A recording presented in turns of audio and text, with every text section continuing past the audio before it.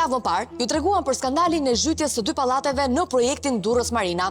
Sipas dëshmisë së një nën-kontraktori, godinat ishin zhytur deri në 74 cm, por për ta verifikuar këtë denoncim, ne zbritëm edhe vetë në terren dhe kryematje topo gjeodezike me ndihmën e teknologjisë të dronit. Rezultatet treguan për një disnivel që në disa raste arrin deri në 1 metër mes godinave.